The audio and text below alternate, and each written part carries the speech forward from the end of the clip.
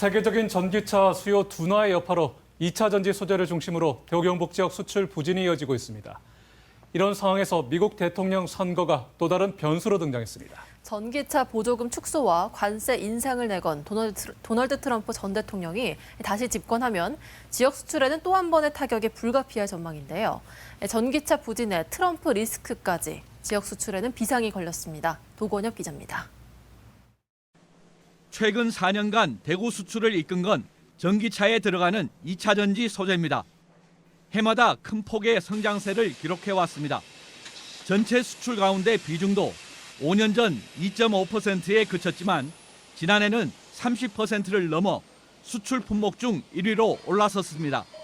하지만 지난해부터 성장세가 꺾이더니 올해 상반기에는 60% 넘게 수출이 줄었습니다. 세계적인 전기차 수요 둔화 때문입니다. 경북도 상황은 비슷합니다. 품목 비중 상위권에 올라선 2차 전지 소재 수출이 5년 연속 상승세를 이어가다 올해 상반기 36.9% 감소했습니다.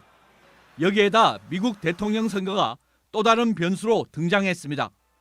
도널드 트럼프 전 대통령이 다시 집권하면 인플레이션 감축법 IRA를 폐지하거나 전기차 보조금을 축소할 가능성이 있습니다.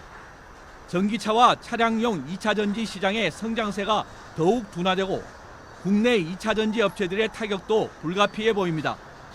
모든 수입품에 10% 관세를 물리고 중국산 제품에 고율의 관세를 매긴다는 트럼프의 공약도 수출에 영향을 미칠 것으로 전망됩니다.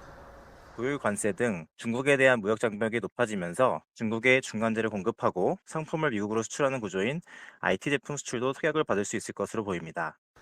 중국산 수입품에 대해 무역 장벽이 높아진 만큼 자동차 부품같이 중국과 경쟁하는 품목은 반사 이익도 기대됩니다.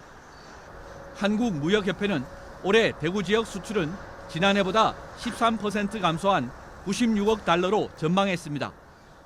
2차 전지 성장세에 힘입어 2022년 처음 100억 달러를 돌파한 지 2년 만에 다시 100억 달러 밑으로 내려앉는 겁니다. 경북도 올해 수출이 392억 달러로 400달러 선이 깨질 전망입니다.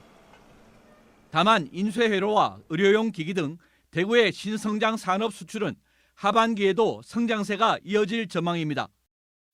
경북도 잇따른 방산 수출 계약 성사와 해외 원자력 발전소 수주로 분위기 반전을 기대하고 있습니다. MBC 뉴스 도건협입니다.